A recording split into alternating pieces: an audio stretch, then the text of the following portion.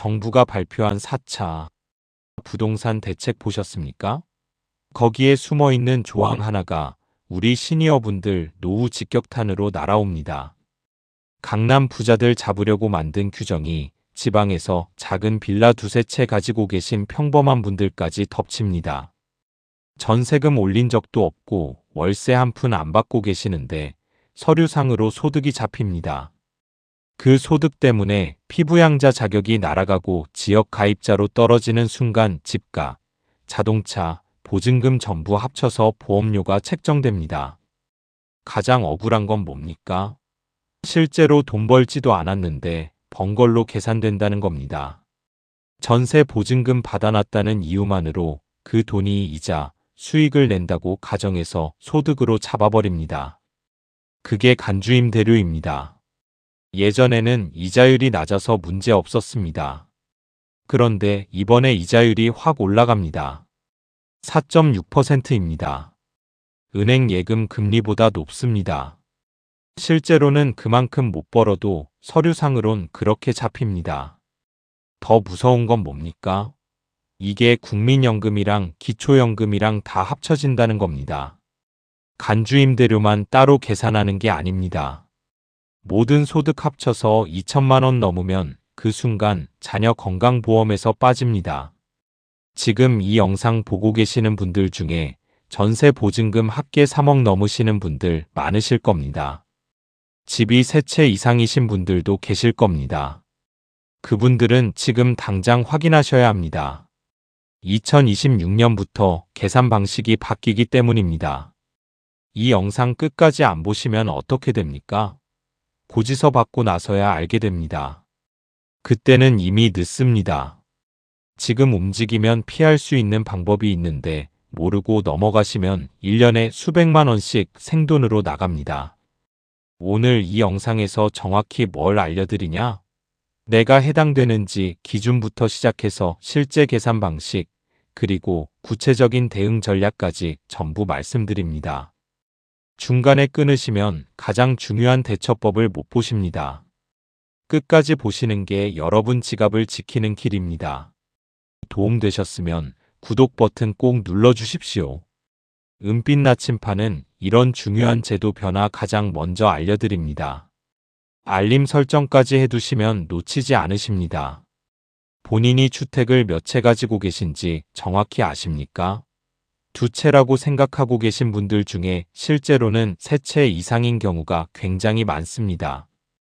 왜 이게 중요하냐? 간주임대료 적용 기준이 주택 3채부터이기 때문입니다. 2채까지는 해당 안 됩니다. 그런데 많은 분들이 본인 명의로 등기되어 있는 부동산을 정확히 파악 못하고 계십니다. 실제 상황 하나 말씀드리겠습니다. 부산에 사시는 72세 어르신 경우입니다. 본인은 아파트 한 채하고 상가 건물 하나 있다고 생각하셨습니다. 주택은 2채니까 간주임대료 해당 안 된다고 안심하고 계셨습니다. 그런데 세무사한테 확인해 보니까 결과가 달랐습니다. 20년 전에 부모님께 물려받은 시골 단독주택이 여전히 본인 명의로 남아 있었습니다. 그 집은 지금 아무도 안 살고 빈집으로 방치되어 있었습니다. 전세도 월세도 없는 집입니다. 이 어르신 입장에서는 그 집이 주택수에 포함될 거라고 생각 못 하셨습니다. 돈 한 푼 안 나오는 집인데 무슨 소득이 있겠냐는 생각이셨던 겁니다. 그런데 주택수 계산은 수익 발생 여부랑 상관없습니다.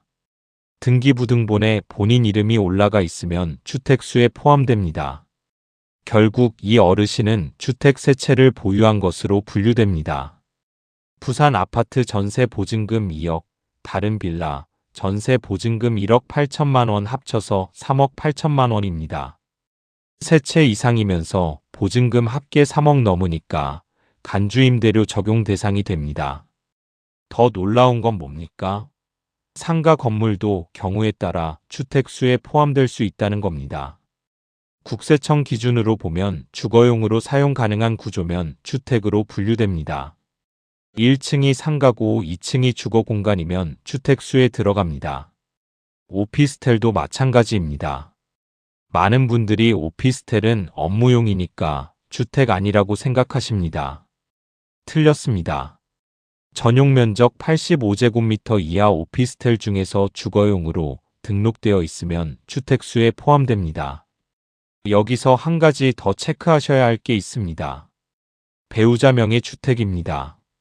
남편 명의로 한 채, 부인 명의로 한 채, 이렇게 나눠 가지고 계신 분들 많으십니다. 세금 때문에 일부러 그렇게 하신 경우도 있고요. 그런데 건강보험 피부양자 자격 판단할 때는 세대 단위로 봅니다. 배우자 명의 주택도 합산됩니다. 본인 명의 2채, 배우자 명의 1채 있으면 총 3채입니다. 그럼 간주임대료 계산 대상입니다.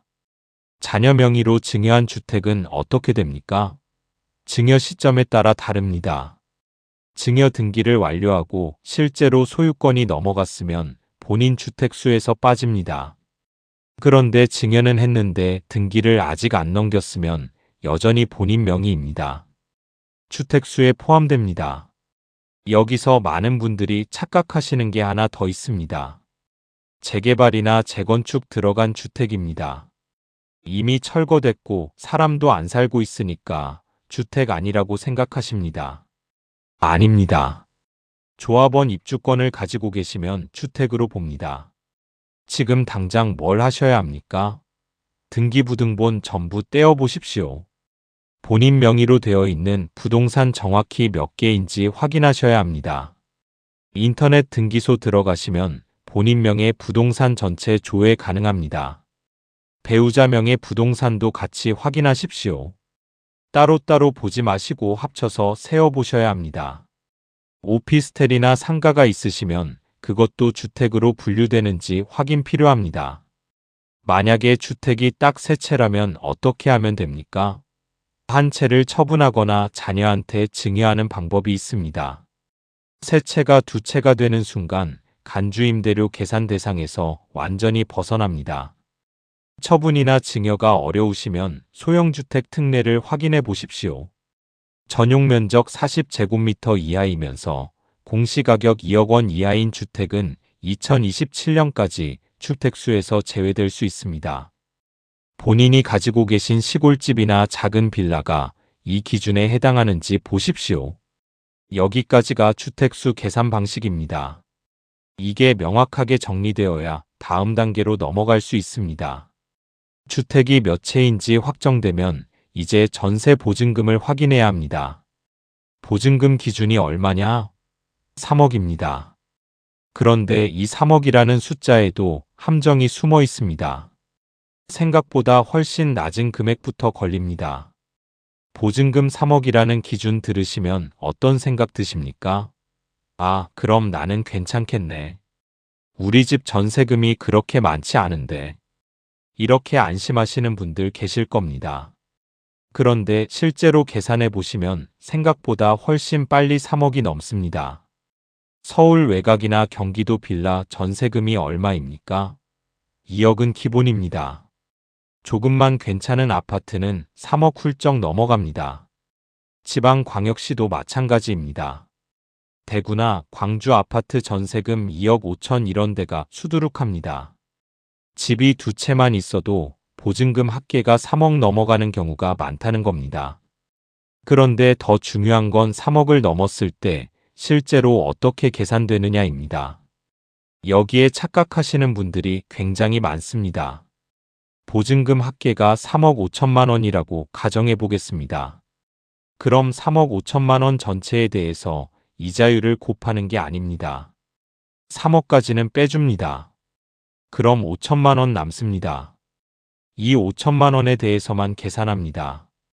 그것도 5천만 원 전부가 아닙니다. 5천만 원의 60%만 계산 대상입니다. 5천만 원의 60%는 3천만 원입니다. 여기에 4.6%를 곱합니다. 3천만 원 곱하기 4.6%는 연간 138만 원입니다. 138만 원이요? 그 정도면 괜찮은 거 아니에요? 이렇게 생각하시면 큰일 납니다. 이게 끝이 아니기 때문입니다. 이 138만 원이 다른 소득과 합산됩니다. 대전에 사시는 68세 어르신 경우를 말씀드리겠습니다. 이분은 전세 보증금 합계가 3억 7천만 원이셨습니다. 3억을 빼면 7천만 원 남습니다. 7천만 원의 60%는 4,200만 원입니다. 여기에 4.6% 곱하면 연간 193만 원 정도 나옵니다. 이분은 국민연금을 월 95만 원씩 받고 계셨습니다. 연간으로 계산하면 1,140만 원입니다. 간주임대료 193만 원 더하면 1,333만 원입니다. 아직 2천만 원 안 넘었습니다. 그런데 기초연금도 받고 계셨습니다. 기초연금이 월 32만 원이면 연간 384만 원입니다. 1,333만 원에 384만 원 더하면 1,717만 원입니다. 여전히 2천만 원은 안 넘었네요. 여기서 끝이 아닙니다. 이분은 예전에 들어둔 개인연금이 있으셨습니다. 매달 25만 원씩 나왔습니다. 연간 300만 원입니다. 1,717만 원에 300만 원 더하면 2,017만 원입니다. 2천만 원 넘었습니다. 딱 17만 원 초과했습니다. 17만 원 때문에 피부양자 자격을 잃게 됩니다. 그럼 지역가입자로 전환됩니다. 지역가입자 건강보험료가 얼마나 나올까요? 건강보험공단 기준으로 계산하면 이분 경우 월 28만 원 정도 나왔습니다. 연간 336만 원입니다. 소득이 17만 원 늘어난 것 때문에 건강보험료로 336만 원을 내게 된 겁니다. 더 억울한 건 뭡니까?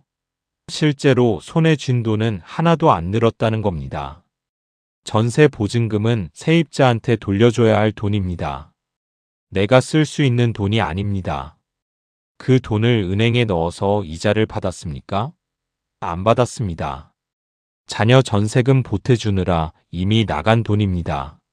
아니면 예전에 집 살 때 빌렸던 대출 갚느라 쓴 돈입니다. 내 통장에는 그 돈이 없는데 서류상으로만 있는 것처럼 계산됩니다. 이게 간주임대료의 실체입니다. 가상의 소득입니다. 받지도 않은 이자를 받은 것으로 간주해서 소득으로 잡는 겁니다. 왜 이런 제도가 있느냐? 원래 취지는 다주택자들이 전세 놓고 실제로는 돈을 벌면서 소득 신고를 안 하는 걸 막으려는 거였습니다. 그런데 문제는 뭡니까? 실제로 돈을 버는 사람이나 안 버는 사람이나 똑같이 적용된다는 겁니다. 전세 보증금 받아서 그 돈으로 정말 이자, 수익을 내는 분들도 있습니다. 그런 분들한테 과세하는 건 당연합니다. 그런데 전세 보증금을 받긴 받았지만 그 돈이 이미 다른 데 묶여 있는 분들도 많습니다. 그런 분들한테도 똑같이 소득이 있다고 계산하는 게 지금 제도입니다. 더 문제는 이자율입니다. 4.6%라는 숫자가 어디서 나왔습니까? 기획재정부에서 고시한 이자율입니다. 정기예금 기준 금리를 참고해서 정한다고 되어 있습니다.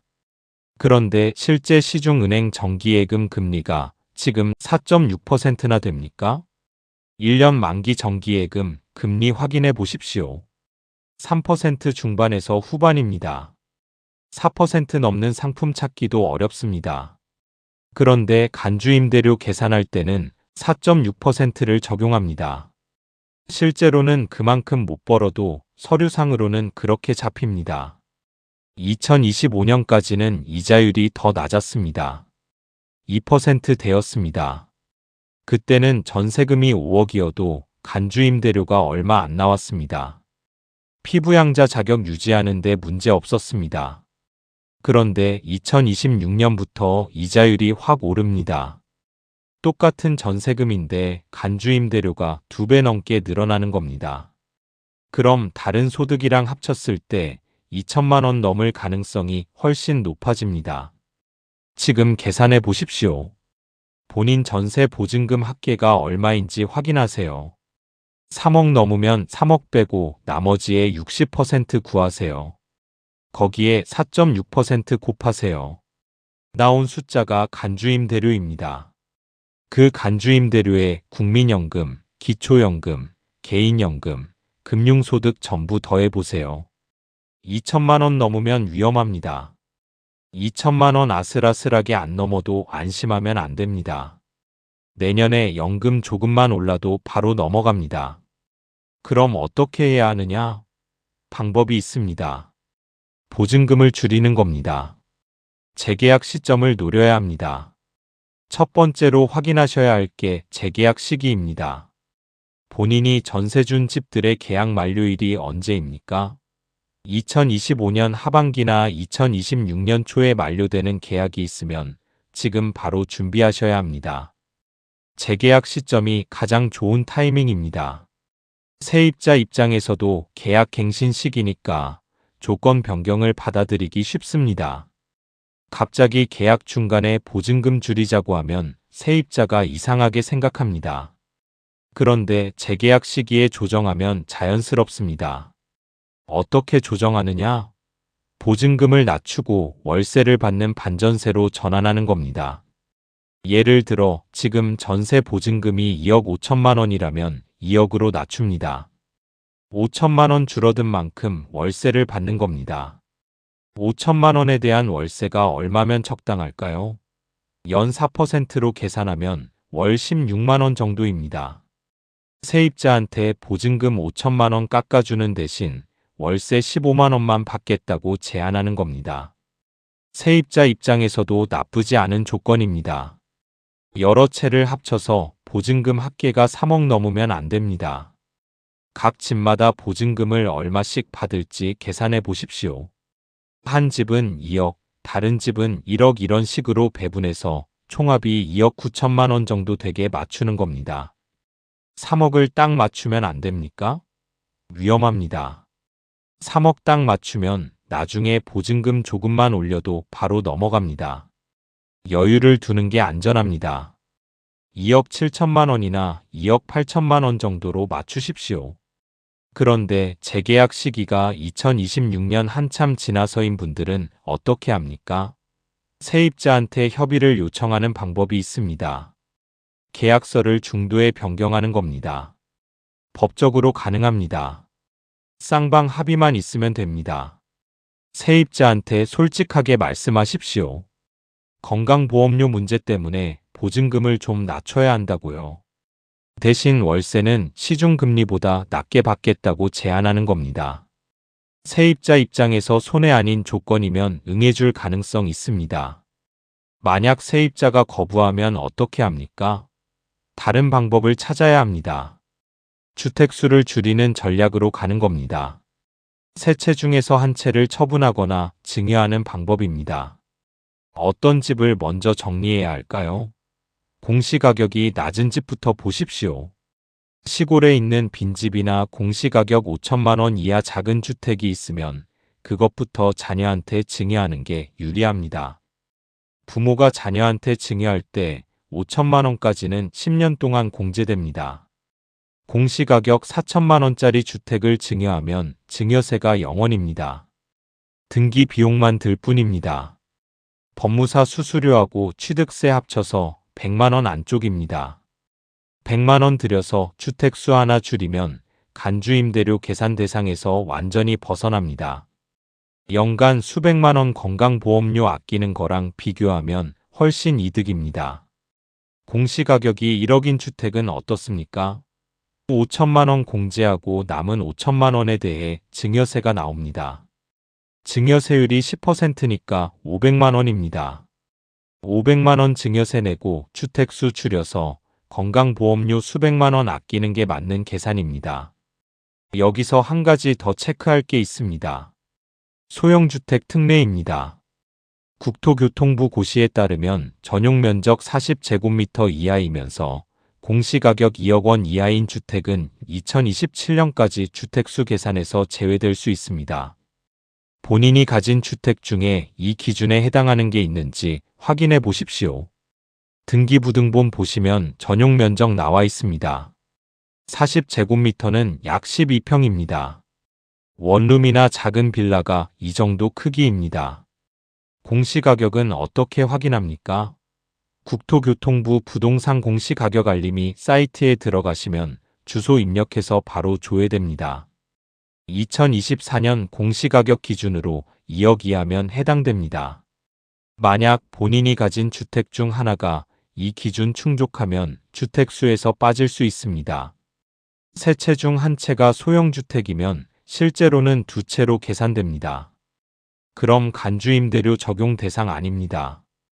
단, 이 특례는 2027년까지만 유효합니다. 2028년부터는 어떻게 될지 모릅니다. 그러니까 장기적으로는 다른 대책도 함께 준비하셔야 합니다.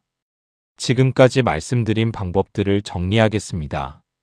재계약 시기를 활용해서 반전세로 전환하거나 세입자와 협의해서 계약 조건을 변경하거나 주택 한 채를 자녀에게 증여하거나 소형주택 특례를 확인하는 방법들입니다.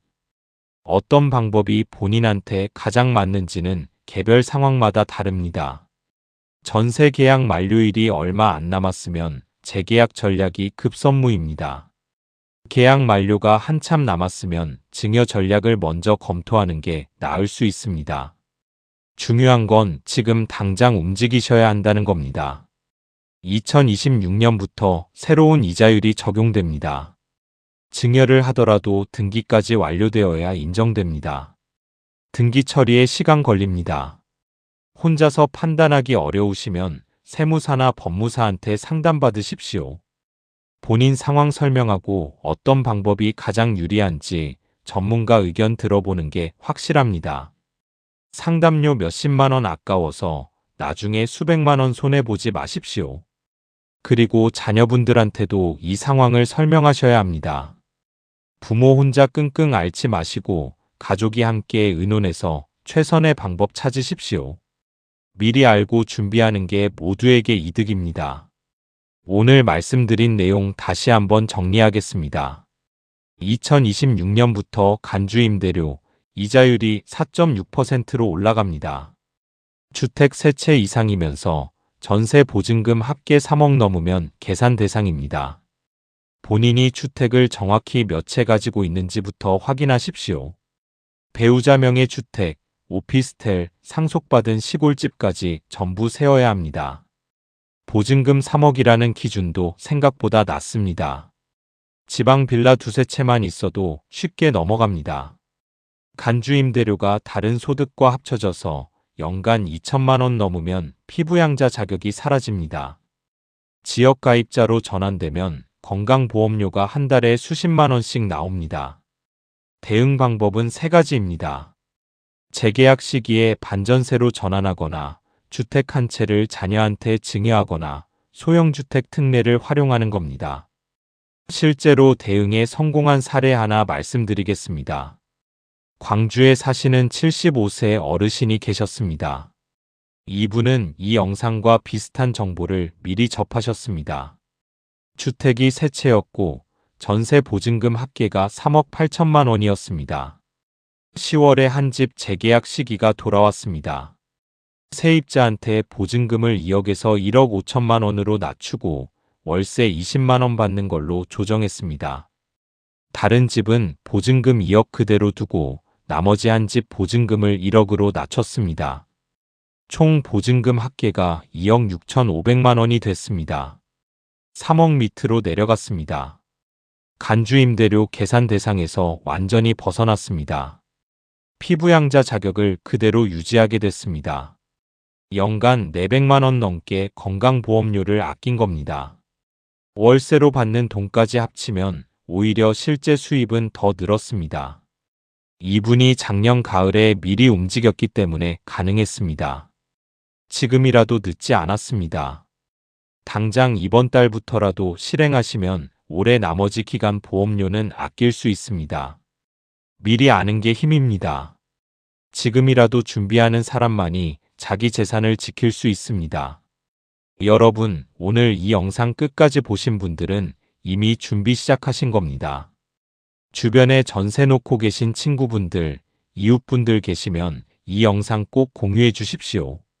한 가정에서 한 분만 미리 알아도 큰 손해 막을 수 있습니다. 은빛 나침판 구독하시고 알림 설정까지 해두시면 이런 중요한 제도 변화 가장 먼저 알려드립니다. 정부 발표 나오는 즉시 분석해서 우리 시니어분들이 꼭 알아야 할 내용만 추려서 올립니다. 구독자분들은 한 발 앞서 대비하실 수 있습니다. 좋아요 버튼도 눌러주십시오.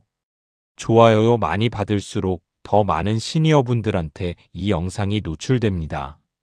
여러분의 좋아요 하나가 다른 분들 수백만 원 아껴드리는 결과로 이어집니다. 댓글로 본인 상황 남겨주시면 가능한 범위에서 답변 드리겠습니다. 주택이 몇 채인지, 보증금이 얼마 정도인지 알려주시면 대략적인 방향이라도 제시해 드릴 수 있습니다. 혼자 고민하지 마시고 댓글로 함께 고민합시다. 마지막으로 한 가지만 더 말씀드리겠습니다. 나이 들었다고 제도 변화 따라가기 포기하지 마십시오. 오늘 이 영상 끝까지 보신 것만으로도 여러분은 충분히 공부하실 수 있는 분들입니다. 복잡하고 어렵게 느껴지는 제도들 뒤에는 항상 우리 시니어분들이 지킬 수 있는 권리가 숨어 있습니다. 아는 만큼 보이고 아는 만큼 지킬 수 있습니다. 여러분의 노후 자산 지키는 일에 은빛 나침판이 함께하겠습니다. 다음에도 더 유익한 정보로 찾아뵙겠습니다. 미리 준비하는 시니어가 당당합니다. 지금까지 은빛 나침판이었습니다. 감사합니다.